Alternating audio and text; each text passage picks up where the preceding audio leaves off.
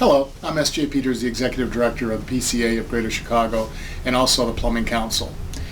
In this PCA in-studio segment, we have with us our special guest, Mr. Jim Rohlfing, attorney and partner with the firm of Saul, Ewing, Arnstein Lehr in Chicago. Jim is also General Counsel for the Illinois Mechanical and Specialty Contractors Association, also known as IMSCA, the alliance of nearly 30 signatory construction employer subcontractor associations across Illinois in the skilled trades. The PCA is an active and supportive member of IMSCA, which is the principal voice and legislative partner of signatory subcontractors in Springfield. For over a decade, one of IMSCA's goals has been to lower the standard contract rate of 10% retainage withheld from Illinois contractors and subcontractors until the project is completed. Years ago, when times were good and profit margins were higher, our contractors could better afford this rate. However, the current percentage of their profit now hovers closer to 3% or less, making Illinois' high retainage an economically unfeasible payment method that risks putting our contractors out of business and reduces the incentive for them to be in business in the first place. Fortunately, through the tireless legislative efforts of IMSCA, we have finally secured a retainage amendment that passed both chambers and was signed into law on August 20th, 2019 by Governor J.B. Pritzker. This new law amends the Contractor Prompt Payment Act in Illinois and lowers retainage from 10% to 5% once 50% of the construction project is complete. By doing so, it will ensure payments earned by contractors and subcontractors are paid to them in a more timely manner and will create a more level playing field between all parties in a construction project. Jim Rohlfing was instrumental in drafting the retainage language, so it only seems fitting to have him answer some pressing questions on the minds of our PCA contractors as they try to navigate this law going forward. Thank you, Jim, for coming in to talk with us about this important subject matter. Thank you for having me as your guest today. More than welcome. Thank you. Let's start off by educating our contractors about retainage. What is the purpose of retainage, and why can't I, for example, hold back 20% when I buy a house or a car? If it was up to me, S.J., you would be able to hold back 20% when you buy a house or a car. But as you know, the concept of retainage is a method of ensuring owners that a project is done properly and that it is done on time.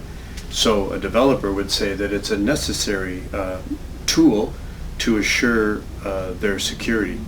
Contractors and even more subcontractors are more concerned about having their payments withheld for an extended period of time, which, as you mentioned, is a very difficult drain on cash flow.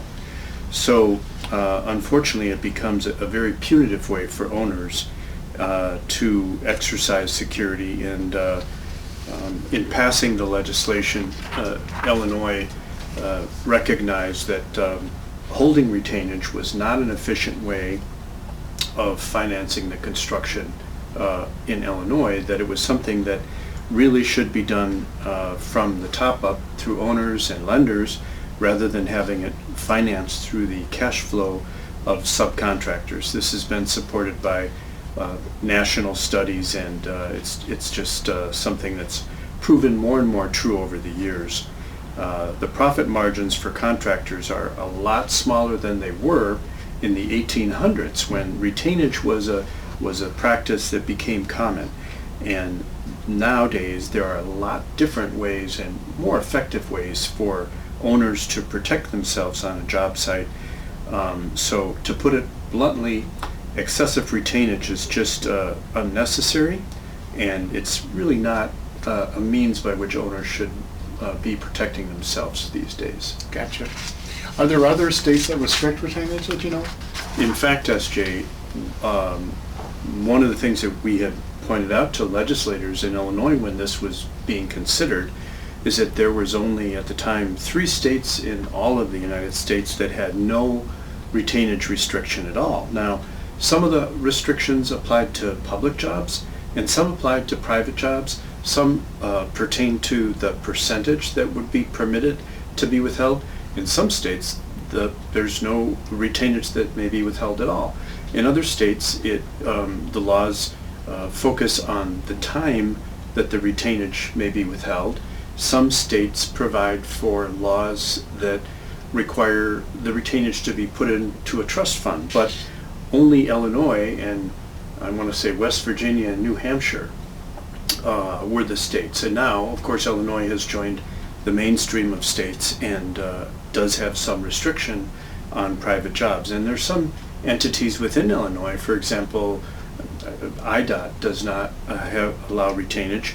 And recently the city of Chicago has said they are only going to have retainage in exceptional circumstances. So it is something that many states are doing. Gotcha.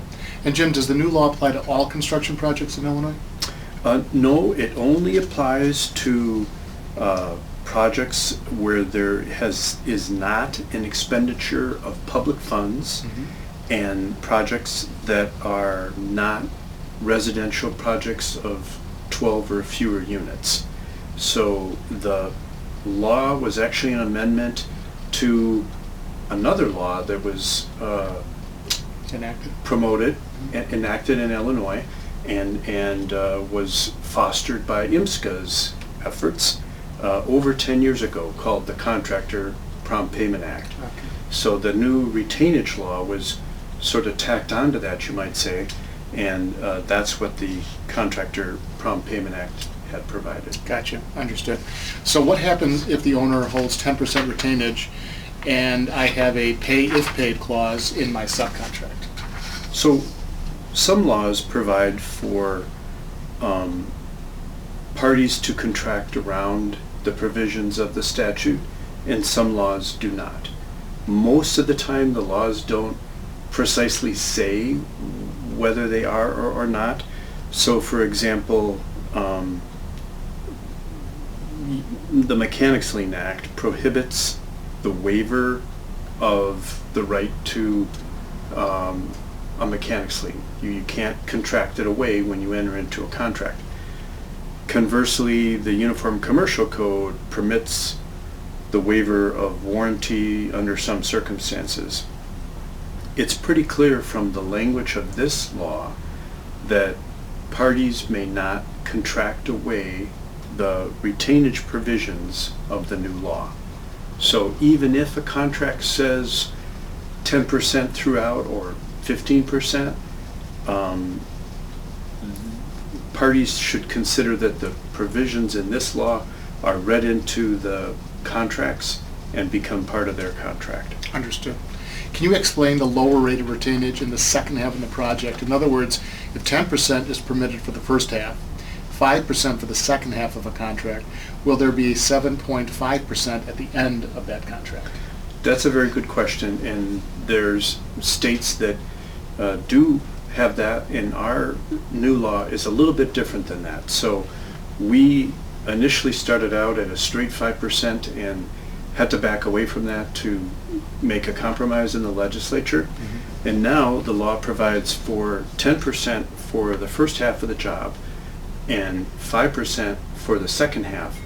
But when it converts from being 50% done, the retainage overall has to be reduced. Okay. So if you have a contract that says you're going to hold 10% for the first half, and then you get to the first payment application, the partial payment application after the job's half complete, not only do you only allow for 5% retainage, but there also has to be a credit given at that time to adjust the amount of the overall retainage to reduce it to 5% for the remainder of the contract. I understand. Okay.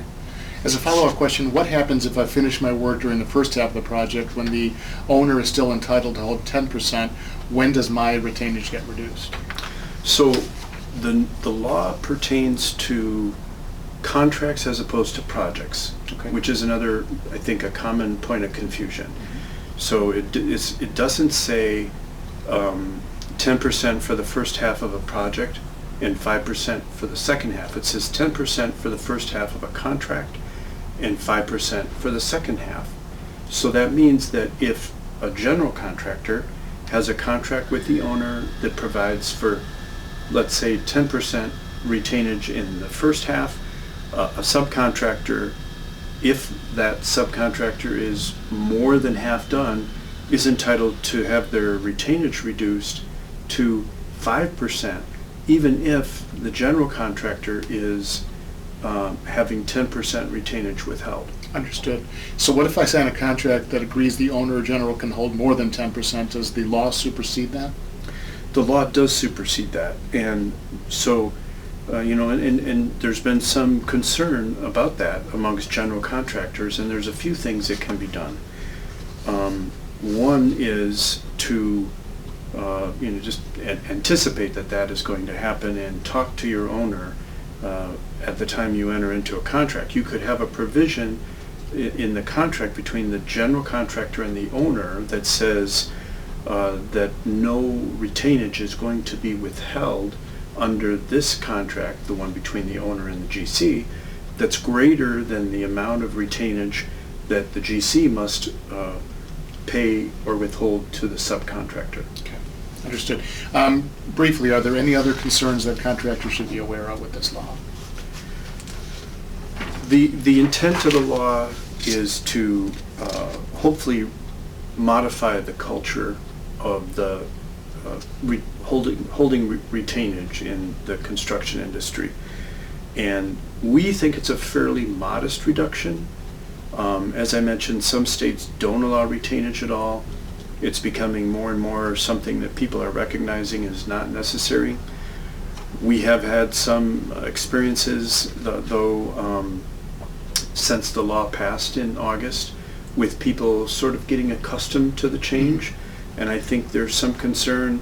People have talked about, maybe requiring bonding or withholding payment, but generally we're seeing a nice change, and I think if they're watching out for that and watching their lien rights, we're going to see a successful reduction in retainage in the state. Terrific. Thank you, Jim. I'd like to thank Jim for all of his work on the retainage bill, everything he's done on behalf of the industry, and all the work that you do continuously to help IMSCA. Thank you, S.J. You're welcome. And if any of our PCA member contractors have a specific question or something they'd like to address with Jim or for this program for in studio, please give our office a call at 312-563-9526. And you're also welcome to contact Jim Rohlfing at 312-876-7843. Thanks again.